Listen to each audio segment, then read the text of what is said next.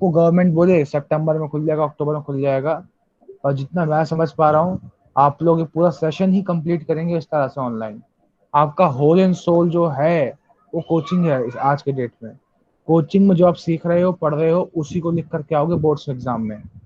बहुत strong chances हैं कि आप लोगों के स्कूल ना खुलें, क्योंकि corona is not under control. तो बहुत चांसेस हैं कि स्कूल नहीं खुलेंगे, क्योंकि स्कूल खुलने का मतलब है, मैं भी स्कूल से निकल के आया हूँ, मुझे पता है स्कूल में हम लोग कैसे रहते हैं। तो स्कूल में तो बहुत भयंकर फैल जाएगा, इसलिए मुझे नहीं लगता स्कूल खोलना चाहिए।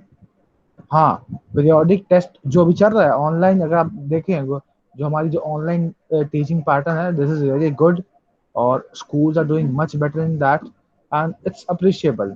बट वही है बेटा कि अगर स्कूल खुलता है तो you'll be facing lots of consequences, you know that how much effective work is done। I request you all, focus on your coaching work studies, this is the only base thing you have। Okay, so now today we are Yes, sir. starting with a new chapter.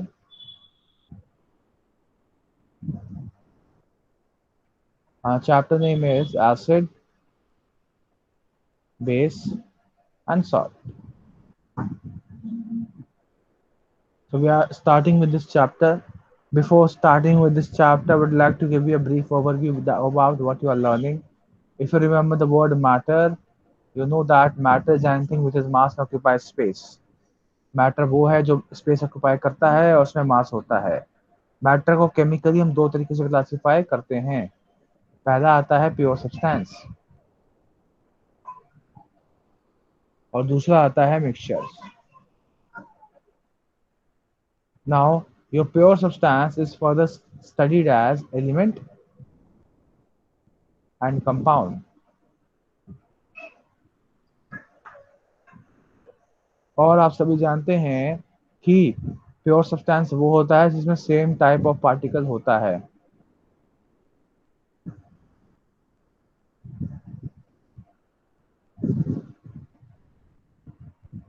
आपको पता है इसमें same kind of particle होगा। यहाँ particle का मतलब atom भी हो सकता है या फिर मॉलिक्यूल भी हो सकता है।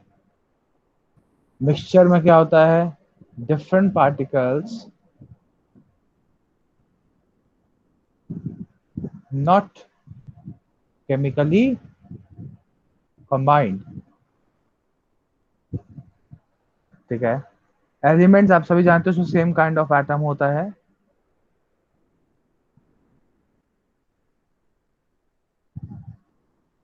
एलिमेंट को हम फर्दर स्टडी करते हैं as metal, non metal and metalloid. जब दो या दो से ज्यादा एलिमेंट आपस में केमिकली कंबाइन होते तो बनता है कंपाउंड। कंपाउंड की प्रॉपर्टी उसके कॉन्स्टिट्यूएंट से डिफरेंट होती है। इसको हम ब्रॉडली क्लासिफाई करते हैं इनऑर्गेनिक कंपाउंड और ऑर्गेनिक कंपाउंड में। बट इसका एक और क्लासिफिकेशन भी है। पहला आता है एसिड, दूसरा आता है बेस, तीसरा आता है salt. Acid, base and salt. तो बेसिकली आज के चैप्टर, इस चैप्टर में जो आप पढ़ने वाले हो वो क्या है, कंपाउंड्स हैं।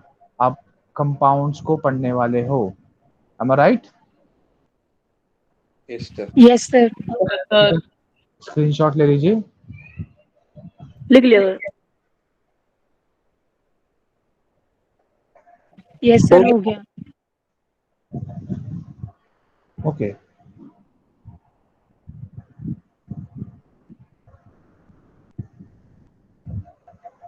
अभी इस एसिड, बेस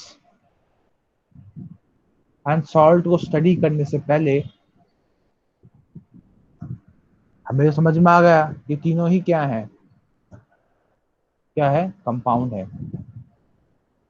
लेकिन इन कंपाउंड को स्टडी करने से पहले हमें समझना पड़ेगा कुछ ऐसा जिससे हमें मालूम पड़ सके गिवन सब्सटेंस एसिड है, बेस है या कंपाउंड है। तो before studying compounds we will study indicators which can help us to understand whether the given substance is compound acid, base or salt, or neutral or salt, something like that. Sorry, acidic, basic or neutral or not. Is it clear what I said? Yes, sir. So Yes, sir. basically, before studying this compound, we need to study indicators. These indicators helps us understand whether the given substance is acidic, basic, or neutral. Okay, so once we have idea about the acidity, basicity, and all those things, we will be able to understand these things more clearly. So first of all, we need to have an idea about indicator. Now, what is indicator? An indicator is nothing but a dye. Dye is something like we can say organic compound. Basically, these indicators causes some change in itself and helps us to understand given substance is acid or a base. So what I said, it is a dye which causes change in color to distinguish between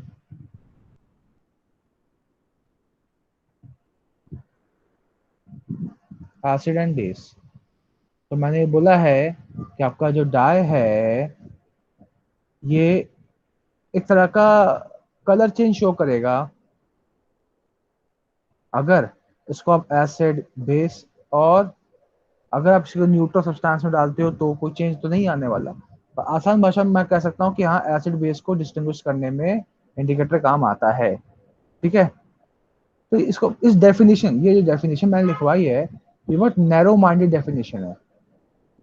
ठीक है, ये broadly नहीं, broad इसका broad spectrum नहीं है, मतलब broadly सारी चीजों को कवर नहीं करता है ये इंडिकेटर।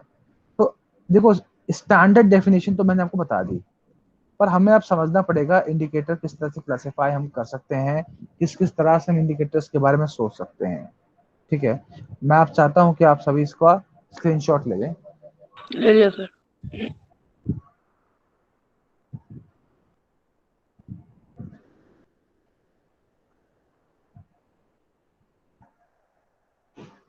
तो आपको मैंने छोटी सी बात बताई है कि इंडिकेटर क्या है, वो कलर चेंज शो करता है एसिड और बेस को में फर्क करने के लिए, लेकिन सिर्फ ये कहना जस्टिफाइड नहीं होगा।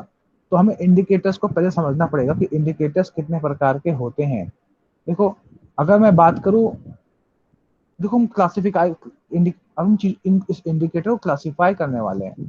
सो when we are going to do classification, that classification will be based on something. तो classification based on source, classification based on source का मतलब है कहाँ से मिला है, उस आधार पे इंडिकेटर को हम क्लासिफाई करेंगे।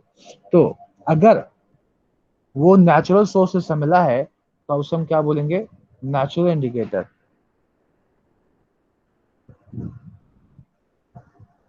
ठीक है, तो अगर वो आर्टिफिशियली बनाया गया है तो उसको हम क्या बोलेंगे, synthetic indicator. I hope this is clear. Yes, sir. अगला आता है yes sir. Classification on the basis of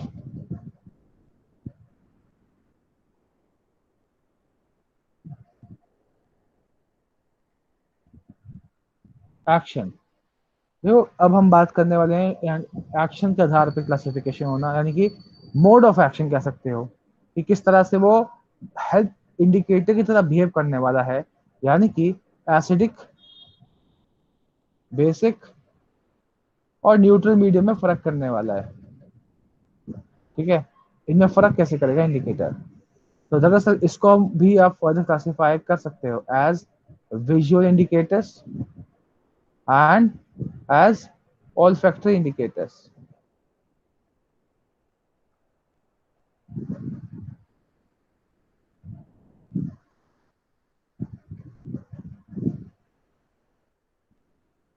So this is how we classify our indicator. आप देख सकते हो यहाँ पे किस तरह से मैंने क्लासिफाई किया हुआ है आपके इंडिकेटर को। या तो मैंने क्लासिफाई किया हुआ है उसके सोर्स के आधार पे, या तो मैंने क्लासिफाई किया हुआ है उसके एक्शन के आधार पे। तो इंडिकेटर का बेटर डेफिनेशन क्या होना चाहिए, क्वेश्चन तो ये होता है। तो मेरे हिसाब से an indicator is a substance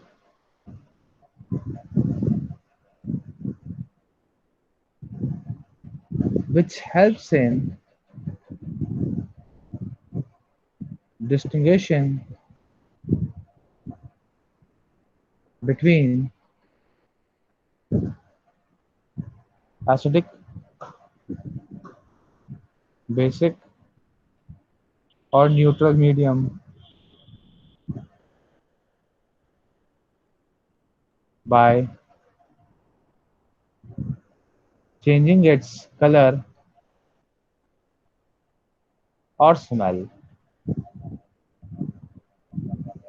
तो इंडिकेटर एक सब्सटेंस है जो एसिडिक, बेसिक, न्यूट्रल सब्सटेंसेस को डिफरेंशिएट करता है अपने कलर और स्मेल को चेंज करके। क्या ये क्लियर है सभी को? Yes sir. Yes sir. Yes sir. Yes sir. Screenshot ले लो। यस सर, ले लिया सर, ले लिया। हो गया सर।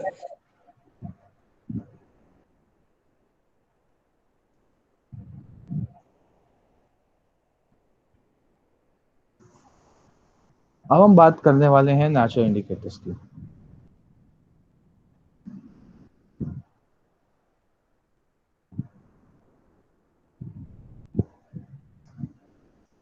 नेचुरल इंडिकेटर का मतलब क्या है? नेचुरल सोर्सेज से मिलने वाला है। ठीक है, तो पहले मैं डिस्कस करने वाला हूँ सारे विजुअल इंडिकेटर्स, यानी कि ये सारे नेचुरल इंडिकेटर्स जो हैं अपने कलर चेंजेस शो करते हैं। जिसमें पहले आता है लिटमस। ठीक है, तो पहला पॉइंट हम कह सकते हैं इसका, it is a natural indicator.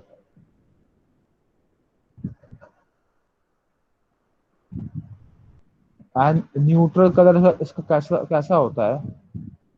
Neutral colour इसका होता है पर्पल। ठीक है, ये में कहाँ से मिलता है? It is obtained from lichen plant.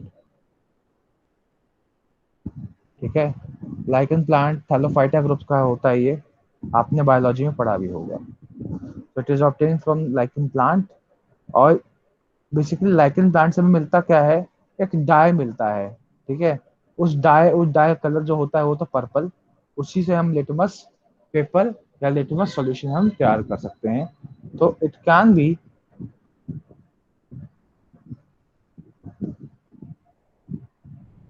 transformed into litmus paper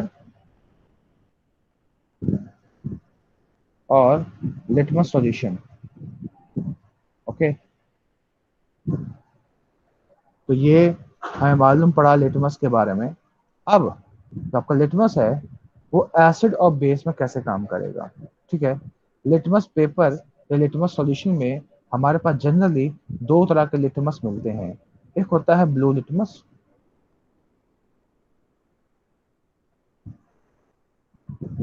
और एक होता है रेड लिटमस।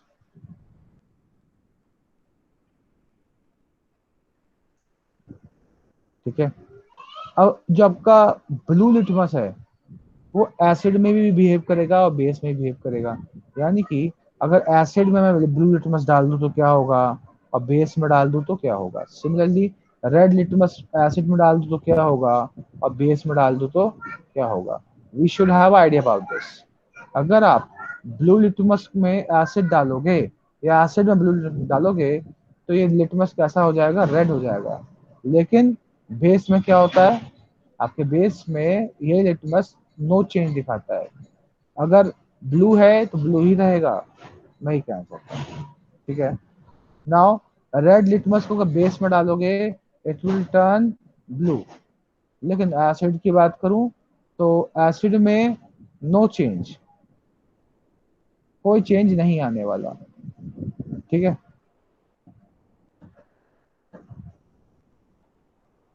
देखो इसको याद करने के चीट कोड्स बना सकते हो आप, जैसे कैसे BAR बार। ब्लू एसिड में blue litmus turns red. BBN, जैसे BBC है ऐसे BBN हो सकता है। ब्लू लिटमस बेस में नो चेंज। सिमिलरली RAN रैन। रेड लिटमस एसिड में नो चेंज। और RBB रेड लिटमस बेस में ब्लू। क्लियर है बेटा ये? Yes sir. Yes sir. I hope ये सारी Yes, चीजें sir. आपको Yes, sir. अगर आपको सारे चीट कोड्स याद हो गए तो ट्रस्ट मी, आप कभी अगर कंफ्यूज हुए तो भी आप इनके आंसर्स निकाल लेंगे। इसको प्लीज नोट किया जाए। हो गया सर। सभी का हो गया? Yes, sir.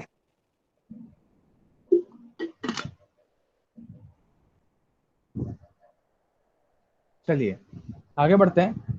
ये आपका पहला लिटमस इंडिकेटर था।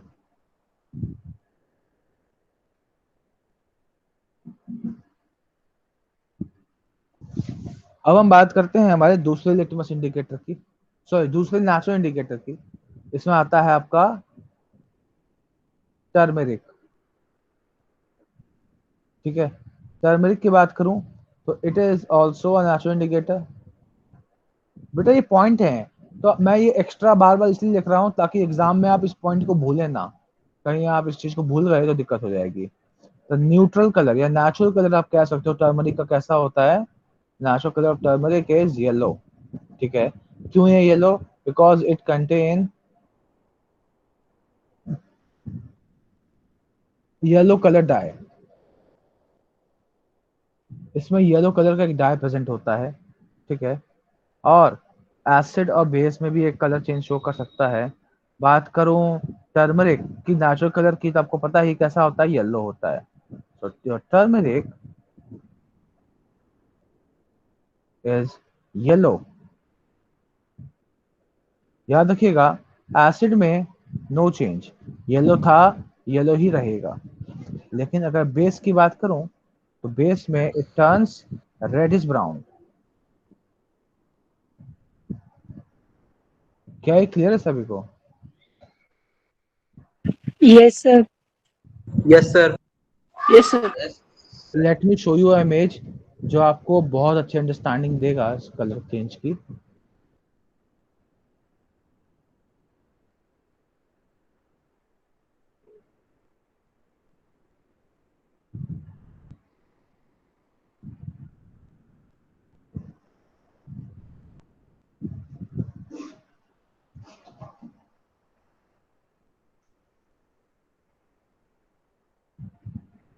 Have a look at this.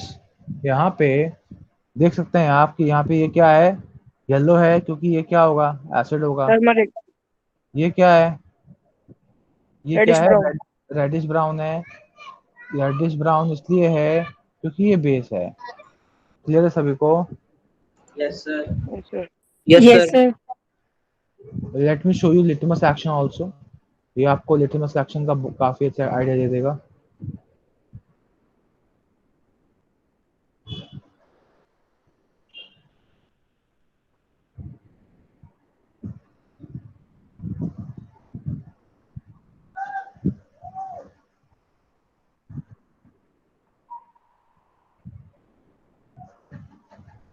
Have a look eight litmus paper now.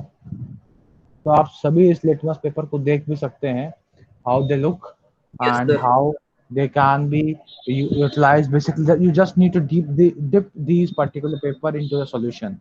जैसे इन पेपर्स को आप डिप करोगे सॉल्यूशन में, ये अपना कलर चेंज शो करेंगे।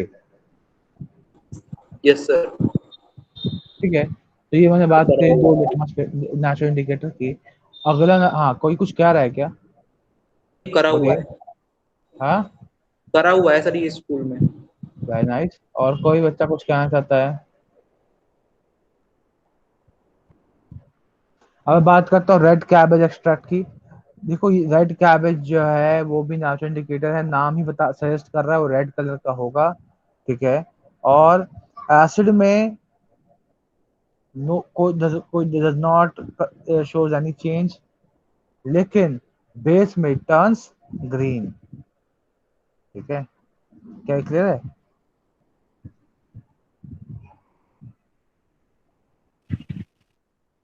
अगला जो हम पढ़ रहे हैं यस सर। वो है रेड कैबेज एक्सट्रैक्ट।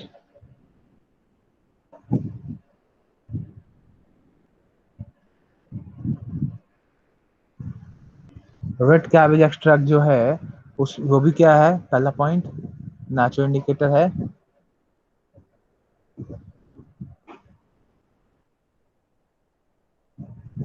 इसका नेचुरल कलर कैसा होगा? ये रेड ही होगा बेटा। Red. एसिड और बेस में बात करूं, अगर एसिड है और बेस है, ठीक है, तो मैं ये कहना चाहता हूँ एसिड में कोई चेंज शो नहीं करता, रेड है रेड ही रहेगा। लेकिन बेस में बात करूँ, इट टर्न्स ग्रीन, ठीक है, ये ग्रीन हो जाता है बेस में। क्या ये आप सभी को याद रहेगा? Yes, sir. Yes, sir. Yes, sir. Yes, sir. चलिए, ये तो मैंने बात करी नेचुरल विजुअल इंडिकेटर्स की। अब मैं बात कर लूंगा किसकी, थोड़ी सी सिंथेटिक विजुअल इंडिकेटर्स की। तो बेसिकली ये इंडिकेटर्स जो हैं ये आर्टिफिशियली लैब में बनाए जाते हैं। आशा करता हूँ कि आप सभी ने स्क्रीनशॉट ले लिया है already. Yes, sir. Yes, sir. Yes, screenshot. yes, sir. Yes, sir. अब हम बात करने वाले हैं सिंथेटिक इंडिकेटर्स की। पर ये ध्यान दीजिएगा, ये सिंथेटिक इंडिकेटर्स जो हैं ये भी क्या हैं, आपके विजुअल ही हैं।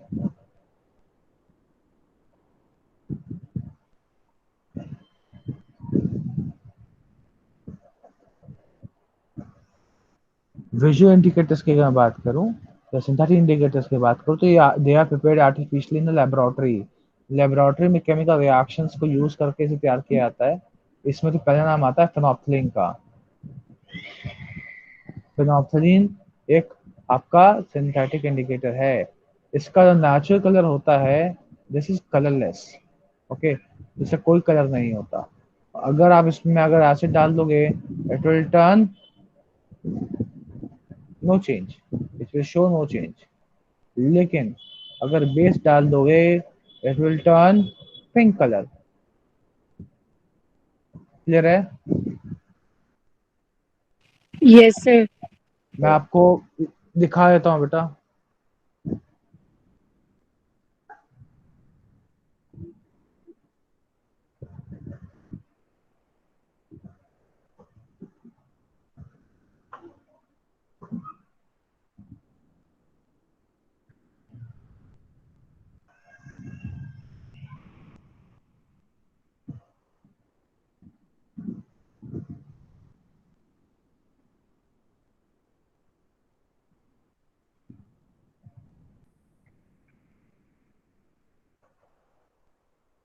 तो आप सभी देख सकते हैं यहाँ पे कि Yes, sir. Yes, sir.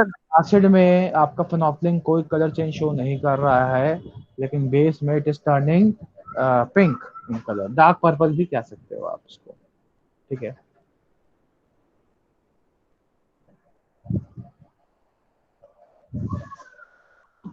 ये तो अब इसमें कोड क्या बन सकता है बेटा, ठीक है, बीपीबी पीबीपी ऐसे कुछ कुछ भी बना सकते हो, या पैन, PPP. फेनोल्फथालीन में एसिड में नो चेंज पैन कार्ड बन गया। वैसे P B P, Punjab Bihar Punjab ऐसे कुछ बना लो, तो फेनोल्फथालीन बेस में पिंक हो जाता है, ठीक है। आपका इच्छा है, it is totally up to you, you are free to make your own mnemonics, any shortcuts, and you can use it anywhere, ठीक है, until unless nobody is getting offended on it. So now next is methyl orange। अब हम बात करने वाले हैं methyl orange की। Obviously बात है, ये भी एक सिंथेटिक इंडिकेटर है और इसका नाम ही बता रहा है, इसका नेचुरल कलर कैसा होगा, ऑरेंज होगा, Orange. ठीक है। अब when I was in class 10th मुझे इसके कलर चेंज याद नहीं होते थे, तो मैंने शॉर्टकट बनाया था राव एंड बॉय, ठीक है। अभी आप देखना, ये मतलब क्या होता है, एसिड, ओ मतलब ऑरेंज, आर मतलब रेड, बी मतलब बेस, ओ मतलब ऑरेंज, वाई मतलब येलो। तो एसिड में ऑरेंज से रेड, बेस में ऑरेंज से येलो, ये होगा कलर चेंज। क्या ये याद रहेगा सभी को? Yes, बहुत अच्छा कोड है। तो ऑरेंज से Yeah. रेड होता है ये, हाँ बोलो, बोलो क्या कह रहे हो। No, sir. कुछ नहीं. अब बेस में ये येलो हो जाता है, तो आप सभी इसे अपनी कॉपी में नोट कर सकते हैं। सर ये दोनों में चेंज होगा? हाँ बेटा, ये दोनों में चेंज शो करता है।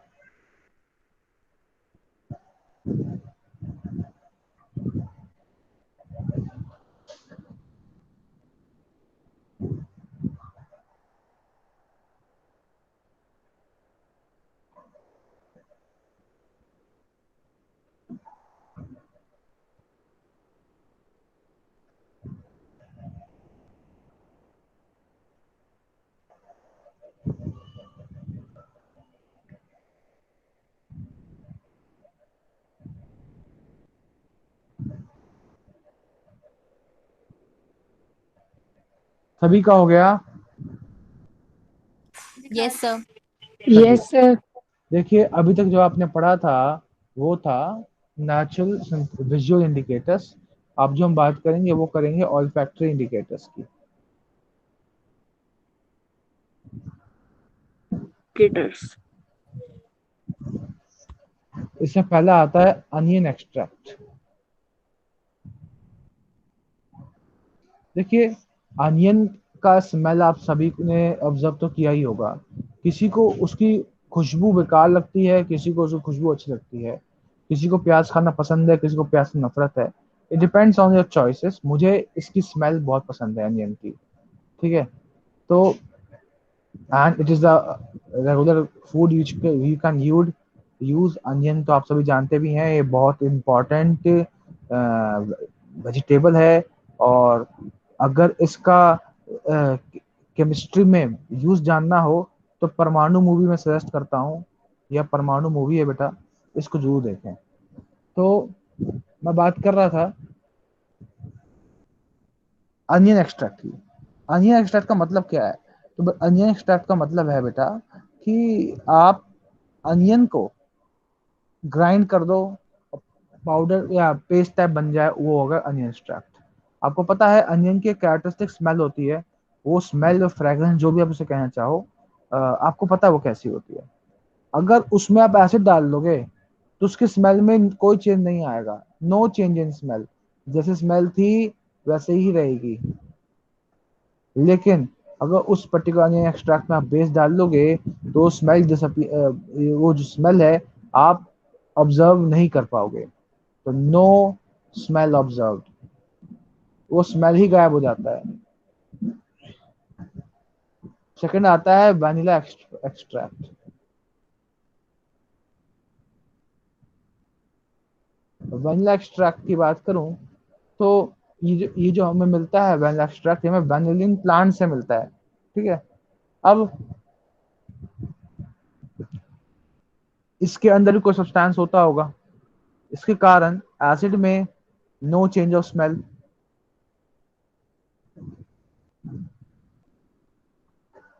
और बेस में नो स्मेल डिटेक्टेड।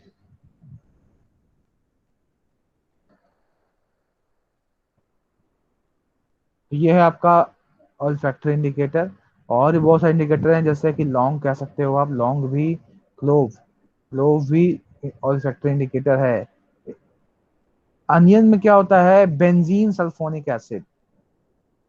ये जो आपकी आंखों में लगता है बदबू जो आती है ना, इसकी खुशबू जो आती है, वो बेंजीन सल्फोनिक एसिड के कारण आती है। ये जो वैनिला की खुशबू या बदबू जो आपको आती है, वो कैप्रोइक एसिड के कारण होती है।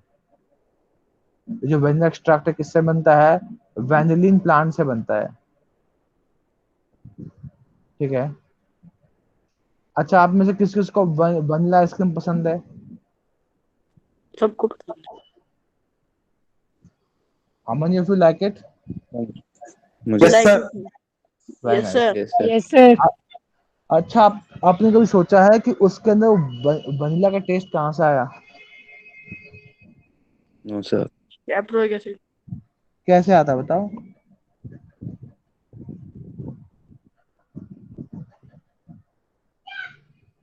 बताओ बेटा। सर फ्लेवर डालते हैं उसमें। मतलब फ्लेवर का मतलब? Means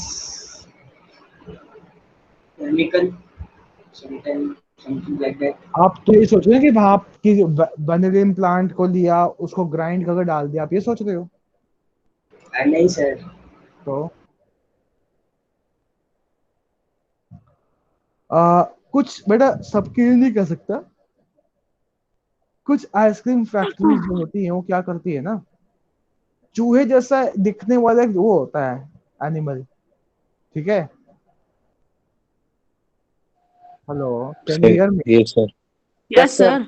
yes sir. दिखने वाला एक एनिमल होता है, उसके एक्सक्रीट जो होती है, that taste and smells like vanilla, तो वो आइसक्रीम में मिक्स की जाती है। आप कह सकते हो it is like a urine of that particular animal. Sir आज के बाद तो फिर खाना नहीं होगा। तो आज के बाद क्या वैनिला आइसक्रीम खाओगे? सर देखेंगे भी नहीं। नहीं सर, खा के सर नहीं देखो। नहीं, अब तो मन खराब हो नहीं गया। No sir. पर जब देखो बेटा उसमें लिखा होता है नेचुरल सोर्स से डाला हुआ है, तो हुआ तो नेचुरल सोर्स। फूड तो नेचुरल। अगली बार जब आप वैनिला आइसक्रीम खाएं तो उसका वैनिला का सोर्स जरूर देखें। हम में से बहुत लोगों की आदत होती है कि ब्रांड देखा और मुंह में डाल लिया, ठीक है, हम पीछे इंग्रेडिएंट नहीं देखते। आपको पता है आप में से कौन कौन गांव में कभी ना कभी रहा है? सर मैं तो सर गाँव में ही रहता हूँ। Yes sir. गाँव में अच्छा। ही सर, गाँव में ही लाइवलीहुड है। ठीक है, आप में से कोई भी इंसान कभी ना कभी गांव गया हो या गांव में रहा हो या गांव की लाइफस्टाइल देखी हो, तो अगर आपने कभी वहां पे घी देखा हो, वहां पे घी का रेट होता है 1,000-2,000 रुपए किलो, हमारा right? Yes sir. Sir yes sir sir. और मार्केट में यहाँ पे 300 रुपए का पैकेट बेच रहा है, 400 रुपए का पैकेट बिक रहा है, बड़ी बड़ी अच्छी कंपनी बेच रही है आपको, हमारा right? Yes sir. Yes sir. Yes yes. Yes sir. आपको समझना पड़ेगा the concept, entire concept is of milk, ठीक है, दूध का खेल है बेटा। ये जो आपको 300-400 जो घी मिल रहा है वो A1 मिल्क का है। ये जो विदेशी गाय होती हैं उनका दूध A1 मिल्क होता है, और जो देसी गाय होती हैं उनका दूध A2 मिल्क होता है। रिसर्च में पाया गया है कि A2 मिल्क बेस्ट है। देसी गाय, इंडियन गाय जो होती हैं, इनका दूध बेस्ट होता है, ठीक है। Yes sir. अगर आप लोग पैकेट वाला दूध पीते हो तो नो डाउट वो पैस्चराइज्ड है, लेकिन ध्यान रखिएगा वो A1 मिल्क है।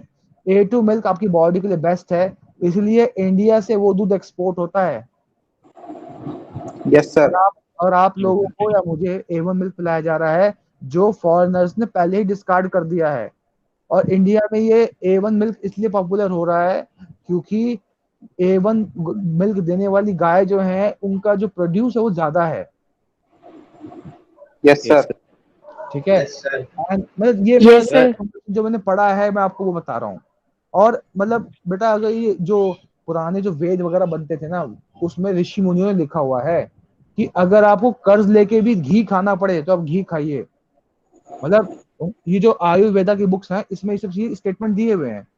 तो most important thing here is that कि अगर कोई उस देखो उस वक्त के जो महर्षि होते थे वो आज के डॉक्टर्स हैं, इनफैक्ट उनसे भी एडवांस है वो, ठीक है।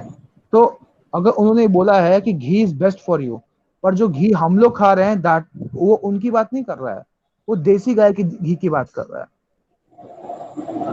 Yes sir. यस तो सर। सर देसी खा रहे हैं। This is something very rare information I am sharing with you. अगर आप लोग घी खा रहे हो तो ये जो बड़े बड़े ब्रांड हैं बेटा, जो 300-400 में आपको घी बेच रहे हैं वो नकली घी है, आसान घी है वो, पर वो घी आपकी बॉडी के लिए नहीं है बेटा। वो घी आपकी बॉडी में बस फैट जमा करेगा। घी के बेनिफिट्स क्या हैं और A2 मिल्क घी क्या होता है आप गूगल करेंगे और आपको सारी इंफॉर्मेशन मिल जाएगी। मैं ज्यादा यस इसका ज्ञान सर। नहीं, बट इस देखो मेरा ही मानना है कि 12th तक बच्चों को, सॉरी 10th तक बच्चों को सिर्फ और सिर्फ पढ़ाओ ही मत, सिर्फ और सिर्फ ये सब ज्ञान मत दो, एसेट क्या है बेस क्या है, लेकिन लाइफ को भी जीना सिखाओ। आप में से बहुत से बच्चों को ये पता ही नहीं होगा A1 मिल्क क्या है, A2 मिल्क क्या है, am I right? Yes sir. Yes sir right. Yes sir. इसलिए मतलब लॉजिकली देखा गया है, इसलिए गाय की वैल्यू इंडिया में ज्यादा होती है। मतलब अगर हम कहते हैं ना गाय हमारी माता है, तो yes basically sir. The entire idea is coming from that only कि द जो गाय जो आपको दूध दे रही है it is equivalent to amrit. तो उसका जो दूध है, उसका जो घी है, that is a kind of medicine to your body, yes sir वही खा रहे हैं। Yes sir. ठीक है।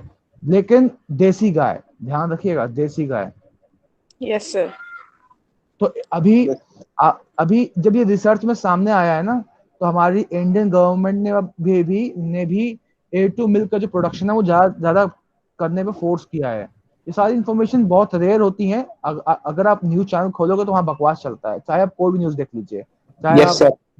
मोदी न्यूज देखिए, एंटी मोदी न्यूज देखिए, सब में बकवास चलता है। ठीक है, तो ये सारी इन्फॉर्मेशन रियल इन्फॉर्मेशन हैं जो आप खुद से एफर्ट लेंगे तो ही आप कलेक्ट कर पाएंगे।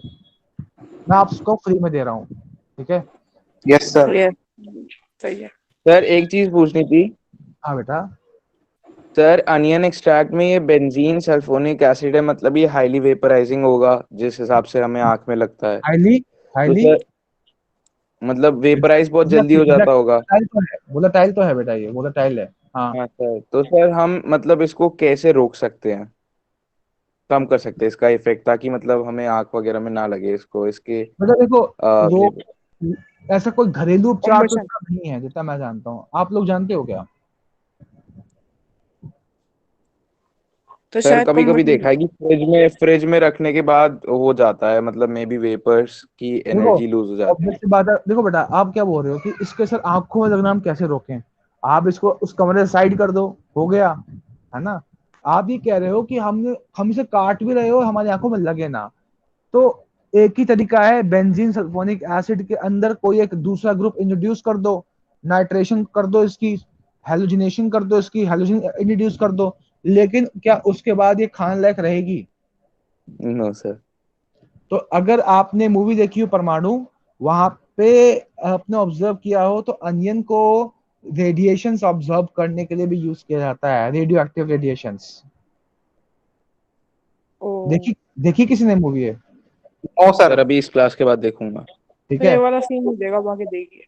देख लेंगे। देखो, मूवीज में मैं ये छोटी छोटी चीजें पकड़ता हूँ, and these are very good things which can be discussed with students. तो मैंने खुद से इस पे काम भी देखा भी था एक बार कि हाँ भाई, अंजन कैसे क्या करता है। आप लोग भी कीजिए पता। ठीक है। आज डाउनलोड करेंगे। Very nice. चलिए, तो मैं बात कर रहा था ऑल फैक्टर इंडिकेटर्स की, कि जितने मैंने बताए हैं आप सभी को, ये सारे के सारे क्या हैं, नेचुरल हैं। और आप लोगों के लिए होमवर्क क्या होगा? Synthetic all factor indicator.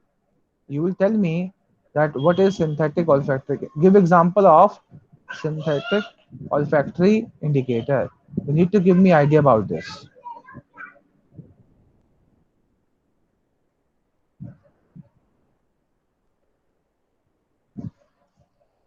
Is it clear? Yes, sir. Yes yes sir. Sir. ठीक है। यस तो सर। अब हम चलते हैं आगे की ओर। तो देखो क्लोब बेटा, के। now we have a better idea about indicators. Now we sir are aware Clove कि हाँ बोलो क्या हुआ? सर क्लोब का क्या क्या स्मेल चेंज करता है वो? होमवर्क, होमवर्क है बेटा, होमवर्क। जो इसलिए बताया है, होमवर्क है आपका, होमवर्क है वो। Okay okay. ठीक है। बीट रूट्स के बारे में पता करना है, बीट रूट कैसे इंडिकेटर है। बीट रूट जानते हो, चुकंदर बोलते हैं इसको शायद। चुकंदर। हाँ सर, चुकंदर। ये लाल लाल होता Yes, है sir. बेटा। Yes, sir. लाल होता यस है। सर, खून बढ़ाता है। लाइफ नॉर्मल थी ये। और हम लोग कई बार वो मिक्स मिक्स जूस आता था 10 रुपए 5 रुपए का, आप लोगों ने पिया Yes, भी sir. होगा। हाँ। Yes, sir. तो हाँ सर। वहां पे वो क्या करते हैं, ये बहुत डालते हैं, चुकंदर डालते हैं। ठीक है। तो इस बीट रूट क्या कर रहा है, I want you all to go through this and get an idea. Beetroot क्या एज अ इंडिकेटर क्या रोल है, बॉडी में क्या रोल है, तो ये आप पता कर सकते हैं। सर बीट रूट भी ओल्फैक्टरी इंडिकेटर है? क्या? सर बीट रूट भी ओल्फैक्टरी इंडिकेटर है? मैंने तो बोला है ना, आपको पता करो ये क्या है, ऑल फैक्ट्री है या विजुअल है, पता करो। थोड़ा सा होमवर्क दूंगा ओके। ना बेटा, थोड़ा सा आप लोग भी हाथ पैर मारोगे इस पे। Yes sir. हाँ। तो अभी अभी आप सभी ने इंडिकेटर सीखा। These indicators can be used to understand whether given substance is acid, base, or salt, or neutral. Sorry. Now we are moving to our topic, that is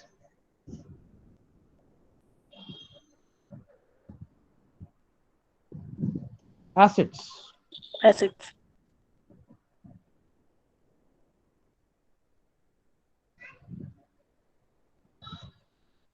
Now, what is acid? To understand acid, we need to have some clear points with us. The first point is an acid is a substance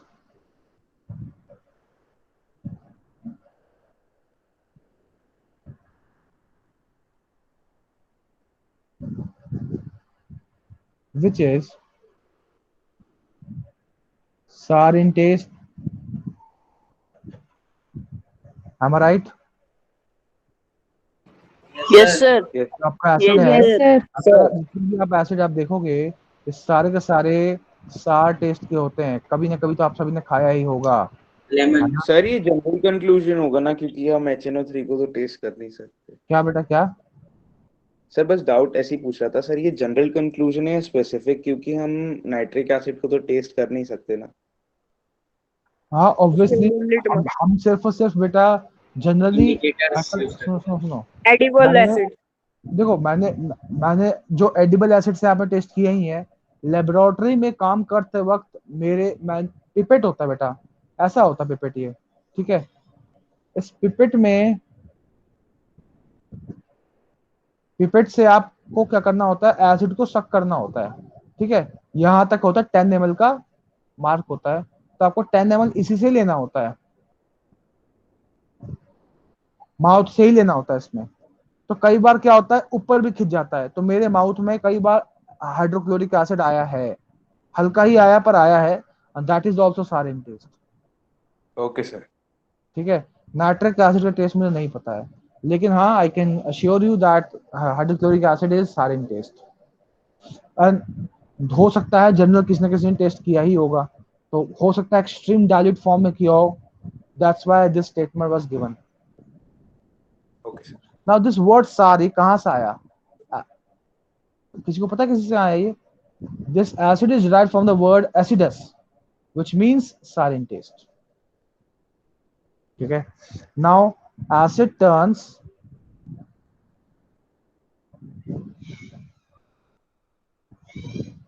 blue litmus red.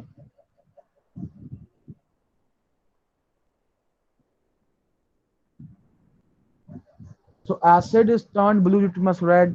You are already aware of this, ठीक है? Now next point, इसमें आप indicators के term में ही बोल सकते हो कि मिथाइल को रेड करता है, फिनोप्सिन में कोई चेंज नहीं आता है, ठीक है? लेकिन और पॉइंट्स अगर अलग से लिखने हो में, तो मैं लिख सकता हूँ दे आर इलेक्ट्रोलाइट।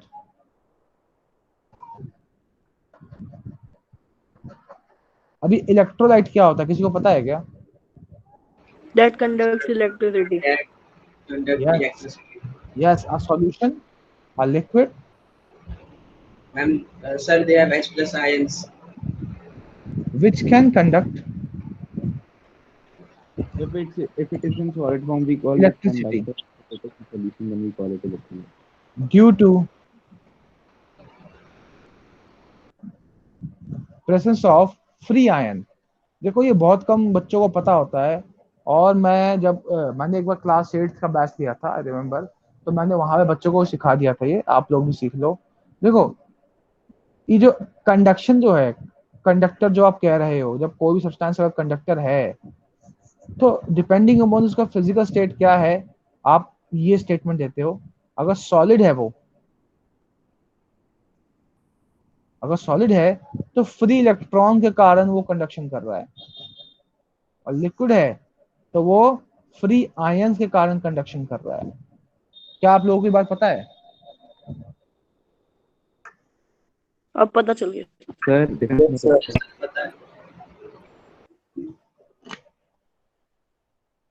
आपको पता है ये जो एसिड है, अगर आप लोग इस क्लास के बाद आज शीशे में अपने दांतों को चेक करो, अगर आप में से किसी के दांतों में कहीं पे कीड़े लगे हुए हैं, तो कीड़े नहीं है वो दरअसल एसिड के कारण वो कैल्शियम करोड हो चुका है, ठीक है?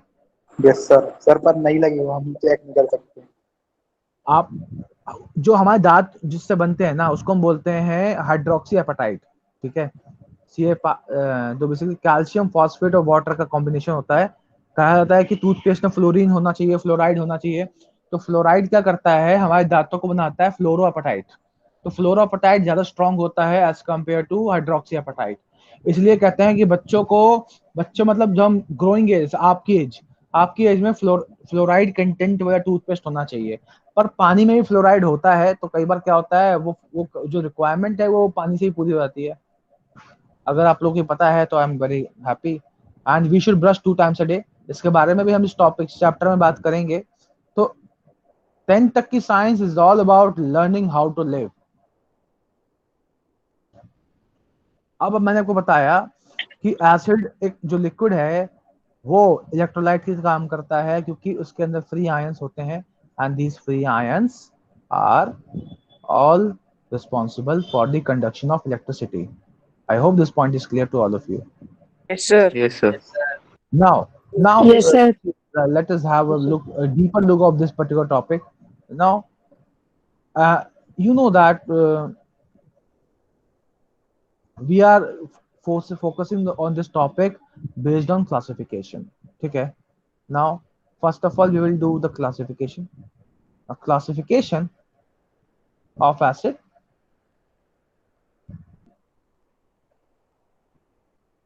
based on source, यानी कि कहां से वो एसिड मिल रहा है उसके हिसाब से उसकी क्लासिफिकेशन हम करने वाले हैं। ठीक है, तो क्लास अगर हम सोर्स के हिसाब से बात करें तो एसिड जो है वो दो तरीके से क्लासिफाई होता है। पहला होता है ऑर्गेनिक एसिड, दूसरा आता है मिनरल एसिड। तो जो आपको कहां से मिले, प्लांट्स और एनिमल से, उसे हम क्या बोलते हैं, ऑर्गेनिक एसिड। और जो हमें मिले हैं अर्थ क्रस्ट से, अर्थ के मिनरल से, उसे हम क्या बोलते हैं, mineral acid. I hope this point is clear. Yes sir. Yes, sir. Yes, sir. Yes, sir.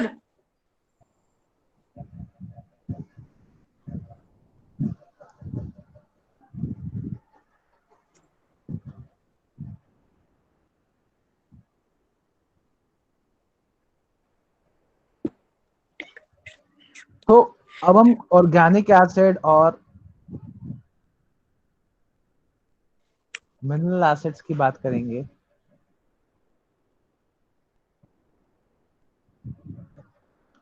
Organic acids की बात करूं अगर मैं, तो पहला आता है टैनिक एसिड। टैनिक एसिड किसमें होता है,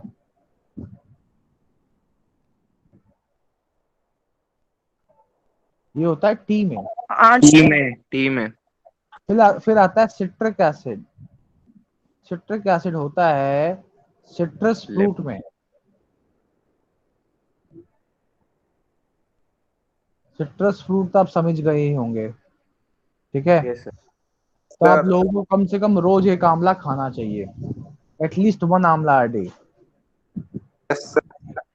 ठीक है, next next is oxalic acid. Tomato.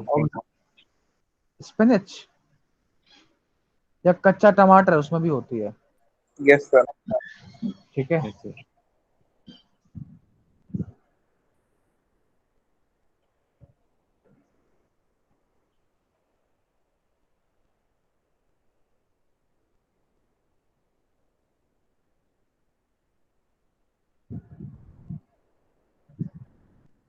Yes, sir. Next is, किसी को पता है मैलिक एसिड? मैलिक एसिड किसमें होता है? सर मालिक और मैलिक ऐसे मतलब वो दोनों की स्पेलिंग में थोड़ा कंफ्यूजन है। हाँ, बताऊंगा उसके बारे में। पहले अभी बताओ मैलिक एसिड किसमें होता है, किसी को पता है? Apple. Apple. Anybody? Sir Apple. Apple. और मेलिक? Papaya. सर वो नहीं पता।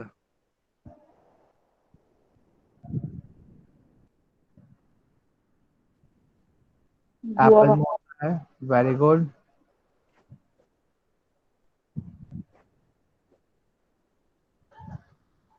और आपका मैलिक एसिड?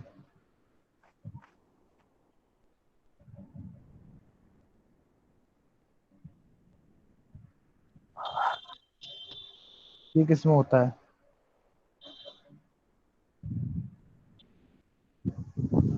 सर नहीं पता।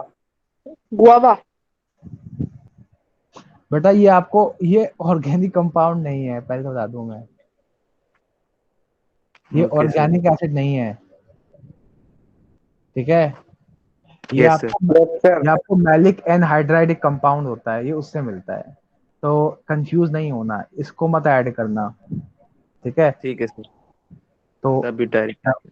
मैं वही देख रहा था, कितने बच्चों को पता है कि ये ऑर्गेनिक है या सर नहीं। सर बटर में एक होता है क्या ब्यूट्रिक ब्यूटारिक या acid. Butyric acid. Butyric acid.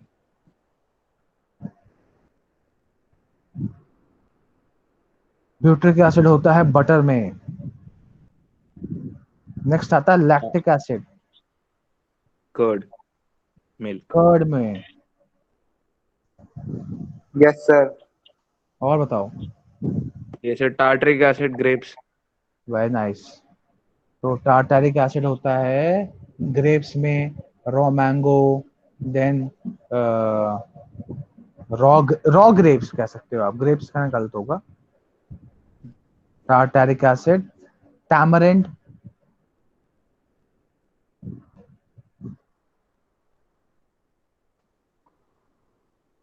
Ascorbic acid. Unripe grape and mango, कच्चे आम कच्चे अंगूर में। Yes sir. Yes sir. I hope this particular thing is very clear to all of you. Yes sir. Yes sir. Yes sir. कार्बनिक acid भी हो जाएगा ना sir? Yes sir. Looks like all of you are very active today. Yes sir. Yes, sir. Yes sir. Yes, sir. Okay. Now mineral assets की बात करते हैं। Mineral assets are basically those assets which are obtained from minerals of earth. सबसे easy one is your HCl. This is HCl. hydrochloric acid. And remember, these chemicals are your best friend and the biggest enemy. Yes, sir.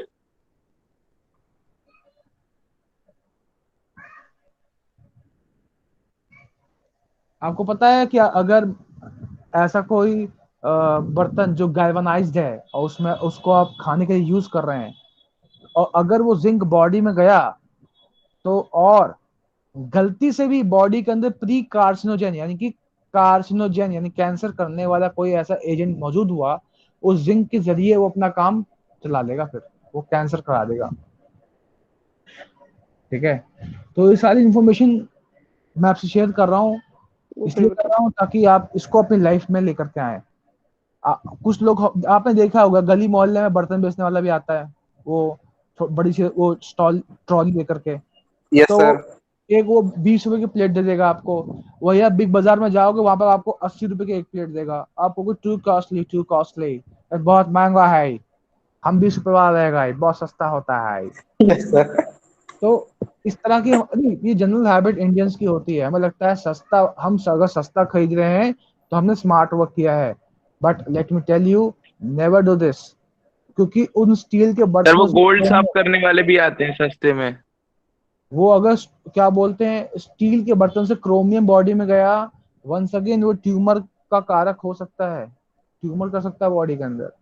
वो बहुत उससे अगर cadmium चला गया किसी किसी utensil से, तो बिस्तर में पलटने से ही हड्डियां टूट जाती हैं कैडमियम के कारण। तो ये सारी चीजें मैंने बेटा एमएससी में पढ़ी हैं। ठीक है, मुझे इसलिए पता है, आपको इसलिए नहीं पता सर। क्योंकि आपको बताई नहीं गई है ये सब चीजें। मैं बताई जाती है तब पता होता है हमें। ठीक है। तो सर सस्ते में गोल्ड साफ करने वाले आते हैं, उसमें से तो कई गोल्ड मतलब गोल्ड का काफी वही निकल जाता है, एक्वारीजिया में वो डाल हाँ देते हैं उसे। हाँ, तो एक्वारिजिया दरअसल ये जो हमारे जो गोल्ड स्मिथ होते हैं वो यूज करते हैं, उनका बहुत फायदा होता है इससे। बाद में वो जो गोल्ड कॉम्प्लेक्स बनता है उससे गोल्ड को सेपरेट कर लेते हैं। तो केमिस्ट्री का जो बेटा, देखो अगर आप लोगों ने कोटा फैक्ट्री देखी है तो उसमें वैभव पांडे यस का सर। तो बहुत चिल्लाता है केमिस्ट्री खराब है, केमिस्ट्री खराब है, केमिस्ट्री खराब है। लेकिन अगर मतलब सुनने बड़ा मजा आता है, जो स्टोरी का जो नरेशन चल रहा है हम उसके फ्लो में बह जाते हैं। लेकिन आप समझिए, केमिस्ट्री का मतलब होता है मैटर।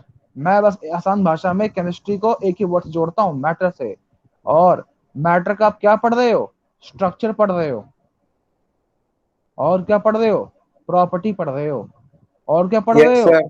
कॉम्पोजिशन पढ़ रहे हो। और यस सर। मैटर का मतलब क्या है? यूनिवर्स। यूनिवर्स का मतलब क्या है? Something which is made by God.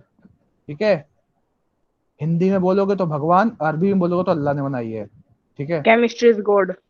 तो नहीं बेटा, chemistry is not God, chemistry is the study of mystery. अगला पैटर्न ही वही आने यस वाला है, sir. Mystery. God is mystery in itself. Nobody know that this particular thing, this is mystery and we are trying to study this thing. Mystery पढ़ रहे हो आप, universe पढ़ रहे हो आप, तो आपको लगता है कि आप सच में इस यूनिवर्स को सॉल्व कर लोगे? कदम कदम पे चेंजेस हैं, कदम कदम पर चीजें यस बदल सर। जाती हैं। अभी तो आप तो मैटर पढ़ रहे हो, एंटी मैटर भी होता है, डार्क मैटर भी होता है। और याद रखना, जितना मैटर उतना एंटी मैटर। आपको तो पता ही होगा, जितने प्रोटॉन है उतने न्यूट्रॉन है, तभी वो एटम स्टेबल। अगर ये यूनिवर्स एक एटम हुआ, यानी कि जितना इसमें मैटर है उतना एंटी मैटर होगा। The concept is, yes sir. तो कभी कभी सर कोई इरिटेशन मुझे भी लिमिटेशन? होती थी, लेकिन ये विद टाइम एक्सपीरियंस के साथ ये सारी स्टेटमेंट्स मैंने बनाई हैं। ठीक है, अपने आप को समझाना ही बहुत जरूरी होता है कि जो हम पढ़ रहे हैं ये अपने आप में एक मिस्ट्री है। हाइड्रोजन की बात करूं, हाइड्रोजन सबसे ज्यादा अबंडेंट है यूनिवर्स में, और सबसे बड़ा एनोमोलस एलिमेंट है वो। ना समझ नहीं आता मेटल बोले नॉन मेटल बोले, तो हमने नॉन मेटल बोल दिया, बट अभी भी कंफ्यूजन कंफ्यूजन कहीं ना कहीं माइंड में रहती है लोगों को इसके ऊपर। हालांकि नॉन मेटल ही है, कंफर्म है, मेटल है सर, लेकिन मेटल। उसकी प्रॉपर्टी मेटल से ही मैच खा जाती है। आप लोगों ने देखा भी है रिएक्टिविटी सीरीज ऑफ मेटल में। तो यस सर। इसलिए केमिस्ट्री में कदम कदम पे चेंजेस हैं। कौन सा एटम, कौन सा मैटर कैसे बिहेव कर रहा है, वी हैव नो आइडिया। ठीक है, यस तो सर। हमें इसको अगर पढ़ना है तो इसकी कमियों को भी सीखना पड़ेगा। अभी हमें मतलब जो आप लोगों ने 9th पढ़ा होगा, पहले महर्षि कदर ने कुछ बताया, फिर उसी को जॉर्ज डाल्टन ने इंग्लिश में बता दिया, फिर जॉर्ज डाल्टन फेल हुए, फिर क्या बोलते हैं, कौन आया, बोर। रदरफोर्ड आया, फिर रदरफोर्ड फेल हुआ, फिर रदरफोर्ड। बोर आया, फिर बोर फेल हुआ, फिर क्वांटम मैकेनिकल मॉडल आया। तो क्वांटम गोल्डस्मिथ। मैकेनिकल मॉडल आधे बच्चों को पता ही नहीं होगा, कोई बात नहीं। तो मैं आपको बता रहा हूँ बेटा, ये जो मॉडल्स आ रहे हैं ना, ये शो करता है कि हम जो है ना लॉजिकल अजम्पशंस मार रहे हैं। ये सारे लॉजिकल यस अजम्पशंस सर। हैं जिसपे हम सब कुछ, ये साइंस समाज चल रहा है। तो ये लॉजिकल अजम्पशंस बहुत सही बैठ रहे हैं और things are going well, theoretically practically, तो हम कहते हैं कि हाँ ऐसा ही है। तो उसमें चेंजेस आएंगे क्योंकि आप स्वयं भगवान को पढ़ने की कोशिश कर रहे हो। ठीक है, you are trying to study God. This is chemistry is full of mystery. ठीक है, या जो मिस्ट्री है ना वो बेसिकली रहस्य की बात हो रही है। तो when you are studying something which is anomalous, you will be finding anomalous nature and you just don't need to irritate from that। 10 तक तो बिल्कुल नहीं, 11th में देखा भर भर के आएगी, पगला जाओगे anomalous behavior देख के। पूरे चैप्टर में पढ़ाया जाएगा ऐसा ऐसा होता है, और क्वेश्चन में कैसा क्वेश्चन आएगा वो बताया जाएगा, ऐसा नहीं होता बेटा। ये इरिटेशन होती है बच्चों को। ठीक है, तो this will create lot of ambiguity among students and a kind of disinterest also. जब कोई चीज बार बार पलटती है ना तो बहुत गुस्सा आता है। उसमें एक स्टेटमेंट और है कि फिजिसिस्ट तुम्हें यूनिवर्सिटी से मिलेंगे और केमिस्ट मिलते हैं कोने कोने में, गलत है। जो कोने कोने में बैठे हो केमिस्ट नहीं होते, वो मेडिसिन शॉप होती है। केमिस्ट का मतलब ही नहीं पता लोगों को। Yes sir. केमिस्ट, अगर दवा की दुकान पर केमिस्ट और ड्रगिस्ट लिखा है ना, वो गलत लिखा हुआ है। तो अगर आप लोग केमिस्ट और ड्रगिस्ट का मतलब जानोगे तो आपको समझ में आएगा वो दवा की दुकान वाला बेवकूफ है। अपने आप को ड्रगिस्ट कह रहा है, अपने आप को केमिस्ट कह रहा है। केमिस्ट बनने के लिए क्या चाहिए आप खुद चेक कीजिए। समझ रहे हैं? Yes sir. Yes sir. These all are basic yes sir. I'm trying to share with you. Hope this will add to your knowledge. Yes sir. चिल्ला मत बेटा, बस सुन लिया। Yes sir. ठीक है, next is HNO3।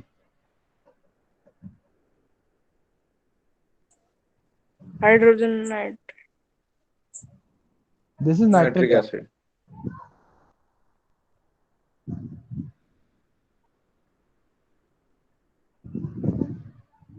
H2SO4। sulfuric acid, sulphuric acid. H2SO3। सल्फे sulphurous acid. Sulphuric acid. H2CO3। Carbonic acid. बहुत सारे एसिड्स हैं, एसिड की कोई कमी नहीं है हमारे पास सिलेबस में, पर इतना ही है।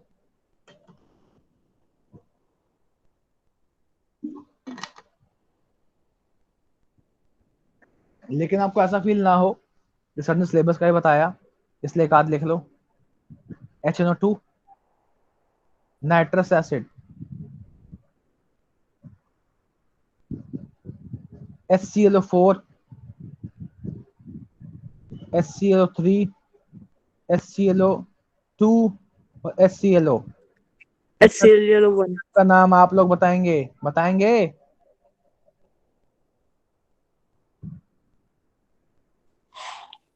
अरे कुछ तो हाइड्रोजन, बोलो, हाँ ना, कुछ तो। सो रहे हो? अब नहीं नो बोले? सर। Hydrogen, chlorine, oxygen. और बता दूं नाम? और ले लो। Hydrogen chloride S sir three पता नहीं। P O three PO hydrogen, chlorine, oxygen. H3PO3, H3PO2, इन सब के नाम पता करो। Hydrogen, lead oxide. सर अगली क्लास में बता देंगे। कौन? हाँ वही मैं वही बोल रहा हूँ, अभी नहीं पता करना है आपको। ये आपका होमवर्क है सारा, इनका नाम पता करना। यस बेटा अगर सर। आप लोग इसका नाम याद हो गए ना, आप क्लास 11 फॉस्फोरिक को एसिड manage सर, करोगे। Phosphoric acid. सारे क्लास 11 के बच्चों को याद होते हैं इनके नाम। तो मैं somewhere I am trying to introduce things of class 11 जो आपको याद हो जाए अभी से ही। तो क्लास 11th में आपको कुछ नया ना लगे इनके नाम। ये सारी चीजें 11th में आती हैं, और नाम भी हैं पर मैं लिख नहीं रहा हूँ, ये काफी है, ये करो याद, बहुत काम आएंगे। Yes sir. यस ठीक है। Sir.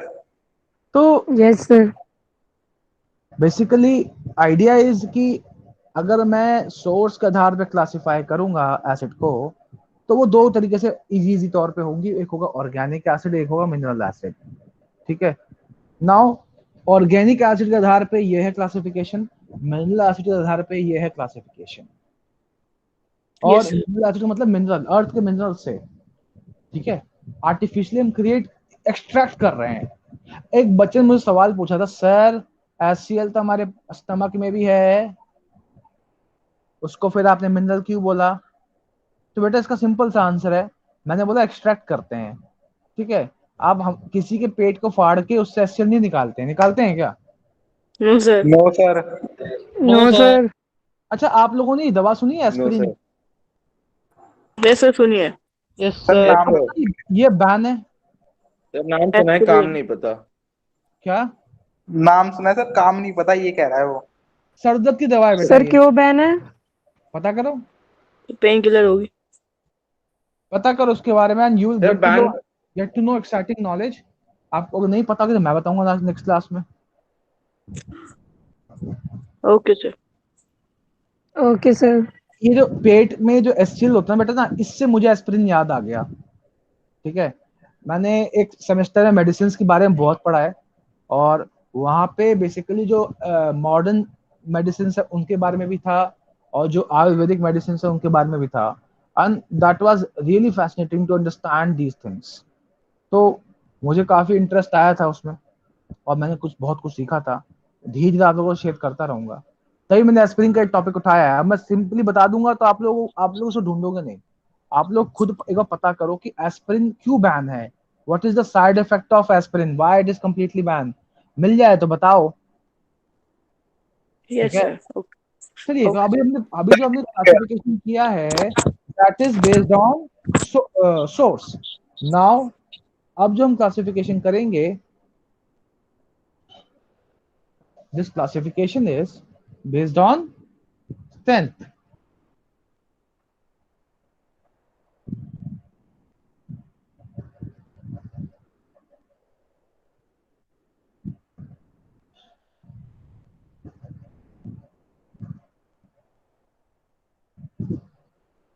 Sir which is the strongest acid ever known?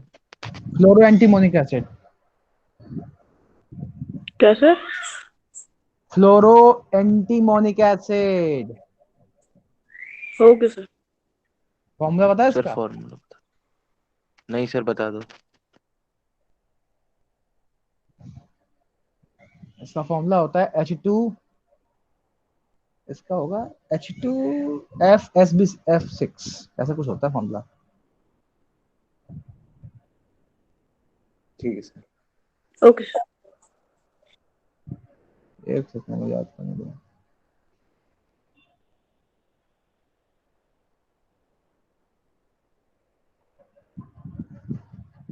या फिर ऐसे लिख लो HSBF6, इसको ही बोल सकते हो, इसको ही बोल लो एंटीमोनिक एसिड, फ्लोरो एंटीमोनिक एसिड। ठीक है, भी बनता किससे? यस HF और SBF5 के कॉम्बिनेशन से बनता है। ठीक है, इसको हम सुपर एसिड भी बोलते हैं।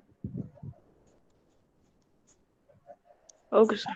Strongest okay acid. सर। ठीक है, pH.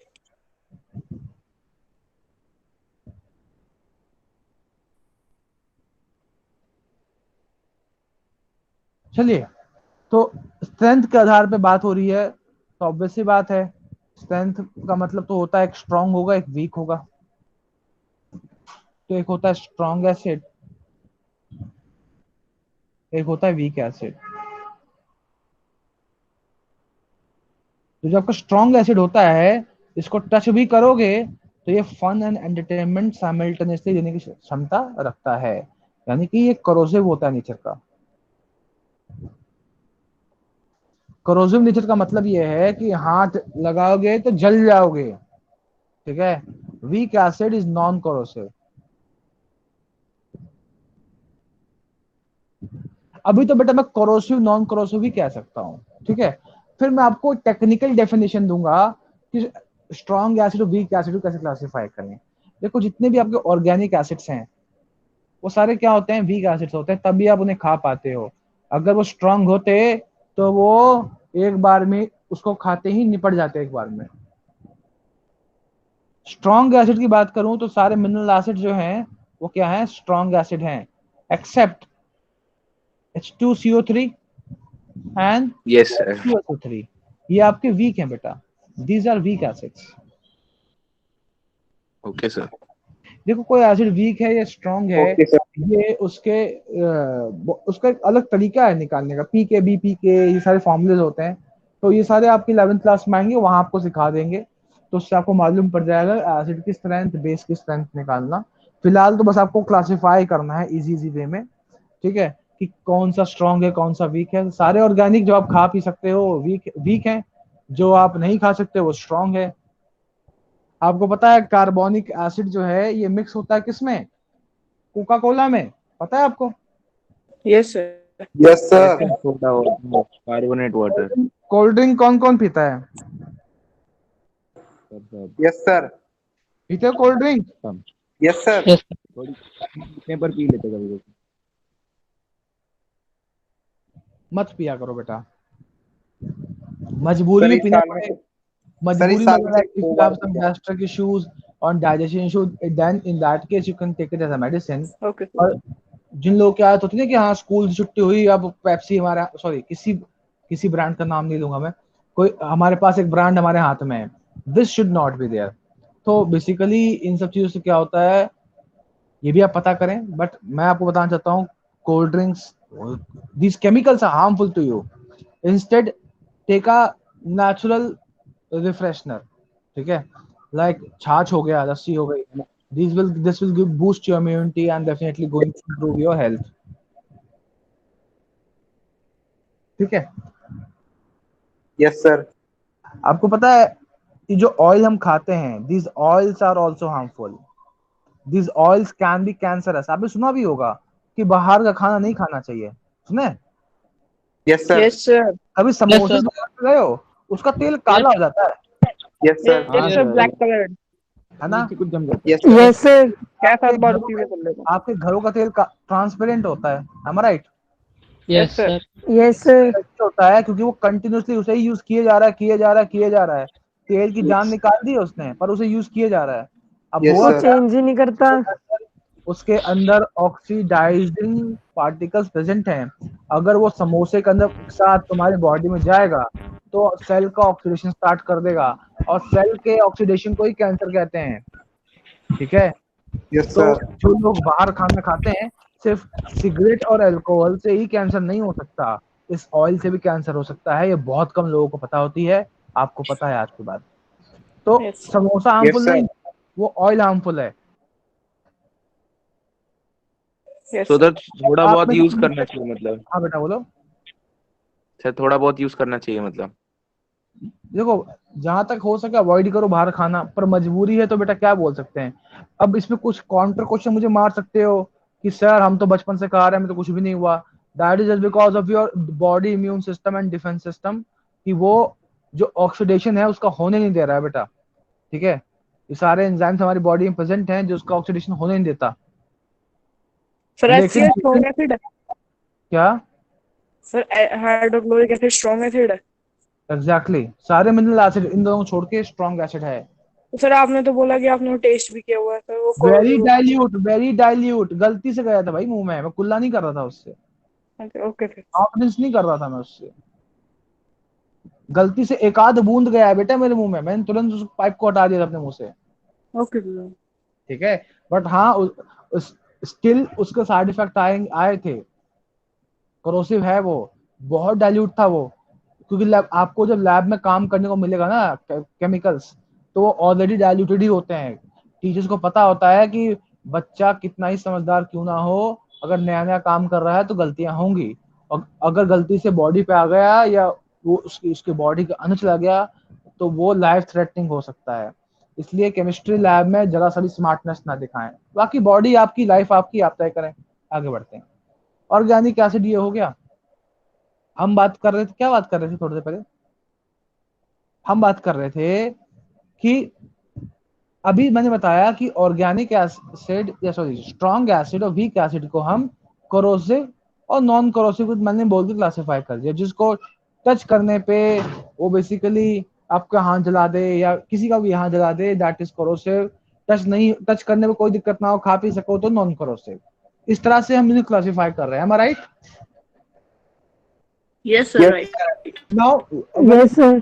Point we need to note कि टेक्निकली ये सही तरीका नहीं होगा।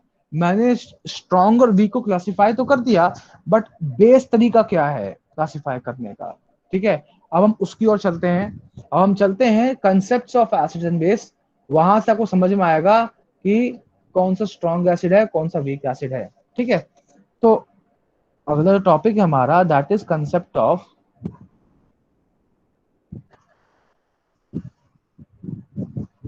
Acid and base. देखो कौन सा एसिड है कौन सा बेस है, अब हम थोड़ा सा ये पढ़ने वाले हैं। अभी हम एसिड पढ़ रहे हैं तो सिर्फ एसिड पे ध्यान देंगे। देखो तीन साइंटिस्ट थे, अर्हीनियस, ब्रॉन्स्टड एंड लॉरी,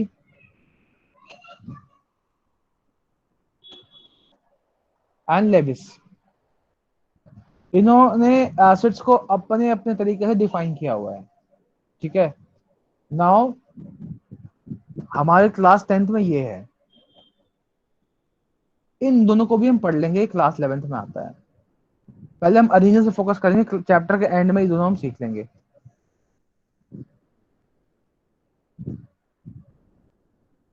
तो पहले हम बात करते हैं अर्हीनियस कंसेप्ट ऑफ एसिड की।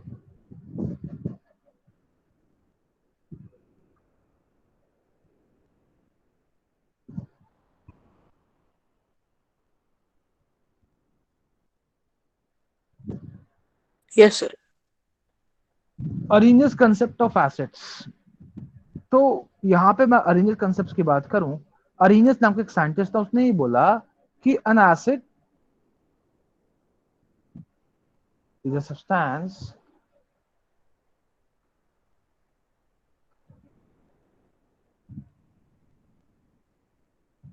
which gives H plus यानी कि हाइड्रोजन आयन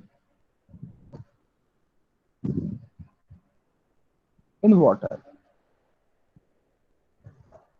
तो अर्हीनियस के अनुसार, अर्हीनियस के अकॉर्डिंग, एसिड वो सब्सटेंस है जो पानी में H plus ion, hydrogen ion देता है। तो अगर अभी सारे रिएक्शन देखो, HCl, इसको अगर अपने पानी में डाला तो क्या मिलेगा? H plus H minus. Plus aqueous and Cl negative aqueous. ठीक है, अब आप देखिए केमिकल रिएक्शंस पढ़ाने का कितना अच्छा फायदा हुआ। तो मैंने आपको एक बार में सारे रिएक्शन लिख दी और ज्यादा मुझे मेहनत करने की जरूरत नहीं पड़ी। HNO3 को पानी में डालोगे तो भी क्या H plus मिलेगा? H plus NO3 minus. And nitrate ion. H2SO4 को पानी में डालोगे तो भी आपको क्या मिलेगा? Hydrogen ion and sulphate ion. ठीक है, अब मैं बात करूं अगर H2CO3 की, अगर इसे पानी में डालोगे तो ये भी क्या देगा आपको, hydrogen ion and carbonate ion. ये रिवर्सिबल है सर? H2SO3 यस, ये रिवर्सिबल है, ये कंप्लीट डिसोसिएशन शो नहीं करता, ये बताऊंगा इसके बारे में। ये भी आपको क्या देता है, H+ ion and sulphite ion. आपने एक चीज देखी, कुछ रिएक्शन तो कंप्लीटली हो रहे हैं, है ना, आपको पता ही है कि जो इरिवर्सिबल रिएक्शंस होते हैं they goes toward completion, but reversible never goes for completion. तब देख, इसका मतलब ये है कि जब आपने ये और ये वाटर में डाला तो ये कंप्लीटली डिसोसिएट हो गए H+ आयंस में और कॉरस्पॉन्डिंग आयंस में। क्या ये क्लियर है सभी को? Yes sir. यानी कि क्या मैं कह सकता हूँ कंप्लीट ब्रेकिंग हुई है, यहाँ पे कंप्लीटली ब्रेक डाउन हुआ है, complete yes sir, dissociation, complete breakdown. यहाँ पे कंप्लीट डिसोसिएशन हो रहा है। लेकिन जब आप H2CO3 H2SO3 को पानी में डालते हो तो मुझे H+ मिलता है, कार्बोनेट मिलता है, ये मिलता है, ये मिलता है, और ये भी प्रेजेंट है पानी के अंदर। यानी कि सारा का सारा कंप्लीटली ब्रेकअप नहीं हुआ है यहाँ पे, मतलब इसका क्या हुआ है, ये पार्शियल डिसोसिएशन हुआ है, पार्शियल ब्रेकिंग हुई है। याद रखिएगा, जोन से एसिड पार्शियल डिसोसिएशन शो करते हैं वो कहलाते हैं वीक एसिड, और जोन से एसिड कंप्लीट डिसोसिएशन शो करते हैं वो कहलाते हैं स्ट्रॉन्ग एसिड। सर ऐसा क्यों?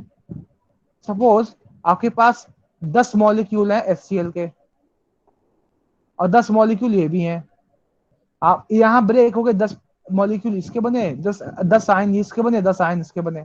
यहाँ 10 मॉलिक्यूल थे तो, लेकिन यहाँ कितने बने, 5 ही बने, और यहाँ कितना बना, 3 ही बना। मतलब इस तरह से कुछ ऐसे ब्रेक हुआ। मैं को रेशियो, जो रेशियो मैंने लिखा है सही है, इसी कोई गारंटी नहीं है, और मैं ये कह रहा हूँ कि स्ट्रॉन्ग एसिड जो है वो कंप्लीटली ब्रेक हो जाएगा, सारा का सारा मॉलिक्यूल आयंस में कन्वर्ट हो जाएगा। लेकिन जो वीक एसिड है वो कंप्लीटली ब्रेक नहीं होगा। तो याद रखिएगा, जो स्ट्रेंथ है स्ट्रॉन्ग और वीक की, वो नंबर ऑफ H+ आयन तय करता है। क्या बोला मैंने, ध्यान सुनिएगा, strength of acid, strength of acid decided by number of H+ ion. जितना ज्यादा H+ आयन होगा उतना ज्यादा स्ट्रॉन्ग होगा वो। am I right? Yes yes sir. Sir. now yes sir. Yes sir. now an important point to note here कि जो आपका H+ आयन जो ये होता है ना, ये H+ आयन वाटर के साथ कंबाइन करके क्या बनाता है, H3O। Hydronium ion. इसको हम बोलते हैं हाइड्रोनियम आयन। एक्चुअल में ये होता है अपना एसिडिक नेचर जो दिखाता है ना, वो ये दिखाता है। बिना पानी के एसिड का कैरेक्टर आप जज नहीं कर पाओगे। Without water you won't be able to detect the acidic property of an acid. क्या ये बात क्लियर है सभी को? Yes sir. तो यस आज सर। आपको यस सर। जो अभी मैंने आपको बताया है वो अरीनियस कंसेप्ट बताया है, अरीनियस अकॉर्डिंग एसिड क्या है। और अगर आप लोग वापस से पीछे जाएं स्ट्रॉन्ग एसिड और वीक एसिड वाले उसमें, तो यहाँ पे ये सारे जो स्ट्रॉन्ग एसिड्स थे, कौन कौन से थे strong acids, HCl, HNO3, H2SO4। H2SO4, HClO4, ये सारे क्या थे, स्ट्रॉन्ग एसिड, यानी कि कंप्लीट डिसोसिएशन शो कर रहे थे। Yes sir. इसका मतलब ये स्ट्रॉन्ग एसिड हुए, और ये पार्शियल डिसोसिएशन शो कर रहे हैं, वीक एसिड। ये भी पार्शियल शो कर रहा है, तभी ये क्या है, weak acid. Yes sir. These points are very important, and I hope the base idea about classification is clear. Yes sir, Yes, clear. sir. Yes sir. Yes sir.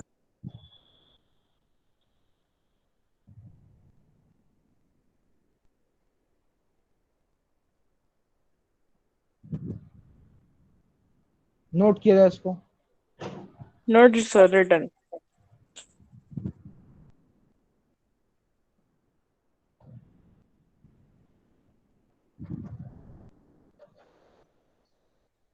हो गया सर। Done हो गया.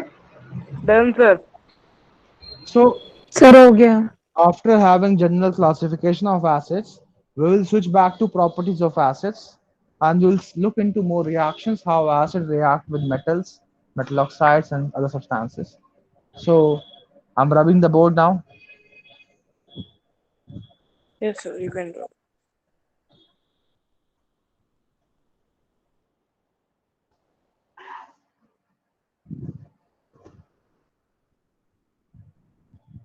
Okay. So now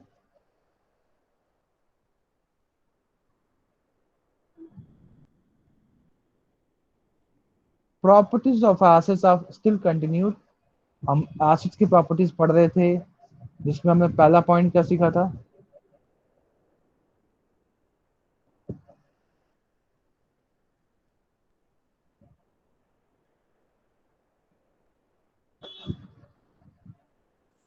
Turns slightly blue. Turns blue हमने सीखा litmus था red. ये Sareen test होता है,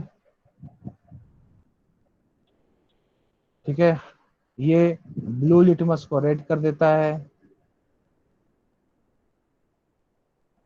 इलेक्ट्रोलाइट होता है ये, ठीक है। इसके बाद में क्लासिफिकेशन समझा।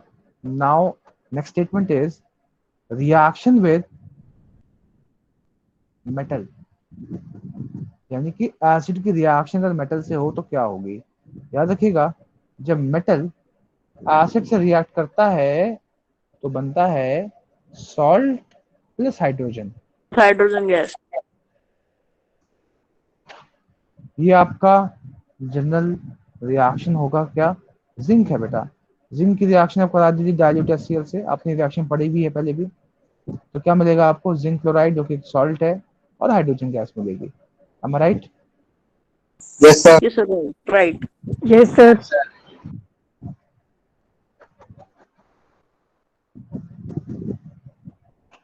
यहाँ जो हाइड्रोजन गैस निकलता है इसको हम कैसे डिटेक्ट कर सकते हैं?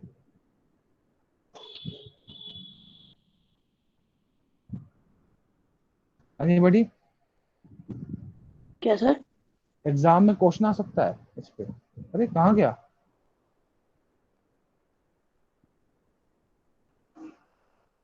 क्या पूछा आपने?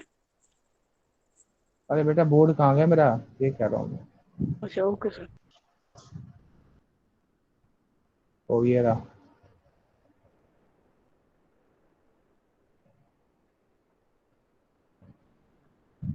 हाँ, यहाँ जो हाइड्रोजन गैस निकलता है उसका डिटेक्शन हम कैसे कर सकते हैं, मैं ही बोल रहा हूँ। Burning matchstick. Matched it, sir. अभी will देख burn सकते हैं it ये up आपका or सेटअप है, down. अब देख सकते हैं ये सेटअप है। यहाँ पे जिंक और HCl की रिएक्शन कराई है, हाइड्रोजन गैस निकला है, हाइड्रोजन गैस यहाँ आया, इसको हमने सोप सॉल्यूशन से पास कराया, बबल्स बने। जब इन बबल्स के पास आप बर्निंग कैंडल लेके जाओगे, this will give you pop sound. ये Pop स्मॉल sound. एक्सप्लोजन हो रहा है बेटा, स्मॉल एक्सप्लोजन के कारण you are getting this pop sound. Understood? Yes, sir. तो आप इसको कह यस सकते सर। हो बर्निंग कैंडल टेस्ट या बर्निंग स्प्लिंटर टेस्ट। तो बर्निंग कैंडल के द्वारा आप पता कर सकते हो कि वो पॉप साउंड दे रहा है या नहीं। अगर दे रहा है तो वो हाइड्रोजन गैस ही है, छोटे छोटे एक्सप्लोजन हो रहे हैं। अभी अभी रशिया ने अपना हाइड्रोजन बॉम्ब के एक्सपेरिमेंट का वीडियो जारी किया है, देखा आप सबने? No No sir. sir. Have a look at that, you will get to know कि कितना सर हाइड्रोजन बम तो सर होता है बहुत ज्यादा ही होता है. कितना। Let me tell you, Hiroshima Nagasaki में जो बॉम्ब गिराए गए थे, आई गेस उससे 3300 टाइम्स वो डिजास्टरस है वो, ठीक है। तो we don't need such kind of weapons actually, because this will ultimately lead to the destruction of Damage of earth. Destruction. this earth will be in the grave danger, and the earth have taken a very good revenge with the humans by giving them corona, just to tell them that you are never above us, you are always beneath us, or in fact that earth। okay, now this is a very important reaction, exam में आ सकता है कि metal की reaction कैसे होती है acid से। अगली रिएक्शन जो आती है that is reaction with metal carbonate, यानी कि मेटल कार्बोनेट के साथ कैसे रिएक्ट करता है आपका एसिड। तो Na2CO3 की बात करें, इसकी रिएक्शन अगर आप कराओगे HCl से तो क्या मिलेगा, NaCl, H2O एंड CO2। ये रिएक्शन होने वाली है। देख सकते हैं आप, मेटल कार्बोनेट्स के साथ जब आपने एसिड की रिएक्शन कराई तो क्या मिला, सॉल्ट मिला। ये एक मेटल कार्बोनेट है, वाटर मिला और कार्बन डाइऑक्साइड मिली। इसकी रिएक्शन आपने एसिड से कराया तो मिला salt, water and carbon dioxide. यहाँ से बहुत ही प्यारा क्वेश्चन बन जाता है कि ये कार्बन डाइऑक्साइड टेस्ट कैसे करोगे। ये टेस्ट Sir, होता by है, passing through it lime water. It turns lime water milky. ठीक है। सो नाउ होता क्या है, हम लाइम वाटर यानी कि कैल्शियम हाइड्रोक्साइड के अंदर CO2 गैस पास कराते हैं तो वो मिल्की हो जाता है due to formation of precipitate of calcium carbonate. ठीक है, इसका पीपीटी बनता है बेटा, और इस पीपीटी को देख के हम बोलते हैं कि हाँ lime water turned milky and this is nothing but your calcium carbonate precipitate. This is how metal react with metal carbonate react with acids. Next is reaction with metal hydrogen carbonate या metal bicarbonate।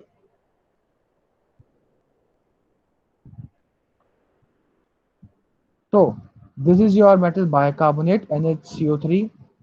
इसकी reaction HCl से कराओगे तो मिलेगा NaCl plus H2O plus water. Again आप देख सकते हो salt, water and carbon dioxide ही मिल रहा है। बैलेंसिंग का फर्क आएगा, बस यहाँ पे 2 आ जाएगा और यहाँ 2 नहीं आने वाला।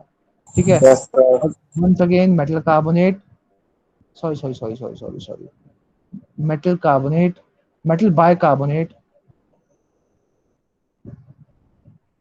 या फिर हाइड्रोजन कार्बोनेट भी बोल सकते हो उसको। Yes sir. Acid, salt, water and carbon dioxide. Carbon dioxide. So this is a very important reaction I shared with you all. Again, इसमें भी जो CO2 मिल रहा है वो आप पता कर सकते हो कि रिलीज हो रहा है भी है या नहीं।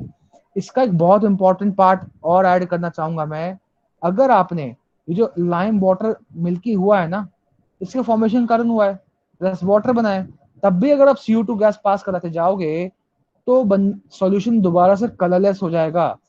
मेरे साथ ये केस हुआ था एक बार, मैंने केयरलेसली लेबोरेटरी में काम किया था तो हुआ क्या, एक्सेस में मैंने पास करा दिया था CO2, तो instead of turning milky formation precipitate soluble calcium bicarbonate बना था। ये होता है कैल्शियम बाइकार्बोनेट। तो कैल्शियम बाइकार्बोनेट के फॉर्मेशन के कारण मुझे मालूम ही नहीं पड़ा था CO2 गैस है या नहीं है, पर जबकि CO2 गैस रिलीज उसमें हो रहा था।